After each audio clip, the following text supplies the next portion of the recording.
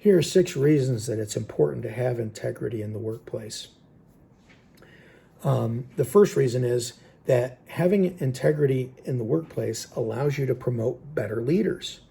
So better leaders create better leaders, right? Again, through modeling and having something that's attractive or being attractive and desirable in your behaviors and your actions and your outcomes makes others want to do that. Our decisions as leaders, our words, our actions shape the company's value, the culture, and the morale.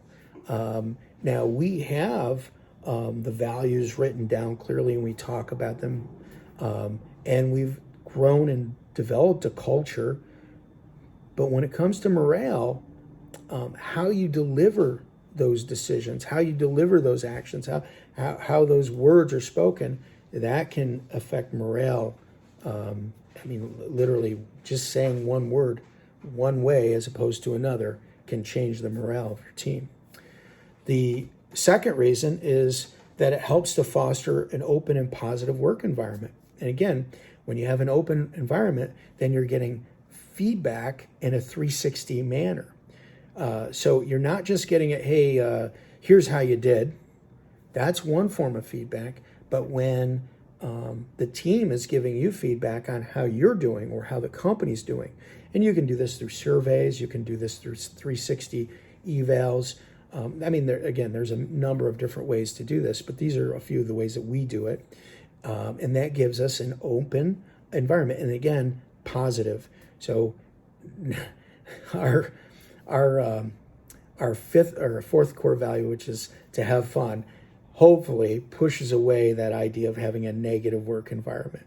And we just want people to be jolly and happy here. And that's really important. Why? The third is that it promotes an ethical approach on decision making.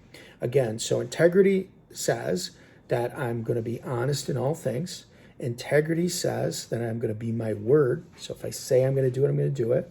And integrity also says that I'm going to carry on in an ethical manner with, again, one thought process, not the devil and the angel, but hopefully just the angel, right?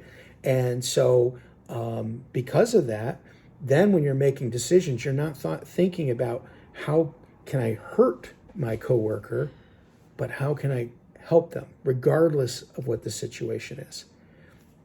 Number 4 is that it encourages diversity, equity, and inclusion. Now, diversity and inclusion are so important in today's work environment. In a multi-generational work environment, where in our company alone, we have many people in the Gen X all the way down to the Gen Z group. So that's that's 4 generational groups. And as a result of that,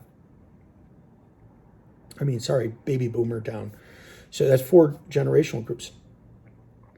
And as a result of that, those folks grew up differently, were given different messages culturally in this country, and had different experiences. Most of those groups, aside from the last 2, grew up with no internet, grew up with grew up with technology that wasn't going at a rate beyond comprehension. But the millennials and the Gen Zs grew up where things were just coming at them left and right, and they're a little more comfortable with that intense and constant change. So again, having that diversity, those folks on the team can open our eyes to some things and the value of some things, and then having some of those hardcore values, like from the baby boomers and the greatest generation, about being on time, keeping your word. Some things were more important to other generations, but having a mixture of all is really helpful, and then including everyone. So regardless of what age, sex, religion, gender, and how you identify yourself, those things, in the older days, people or years past, they would segment those folks and kind of keep them to the side instead of saying, hey, what can we gain from you? How can we grow from you and your experience and what's out there? And what that does is it allows us to be a little more sensitive with our approach. It allows us to be more respectful in the way we behave. And those two things go a long way. The fifth one that it's important to demonstrates is to promote strong and resilient teams. So again, strong and resilient teams means that people, they can come up against something constantly and still progress ahead. They don't turn away and quit right away.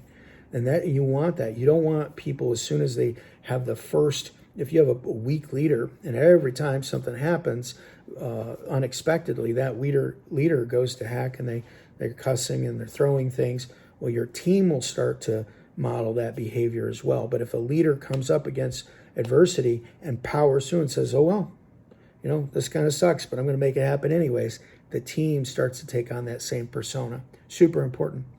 Sixth one is to actively build and maintain the trust. So it actively builds and maintains trust in the organization.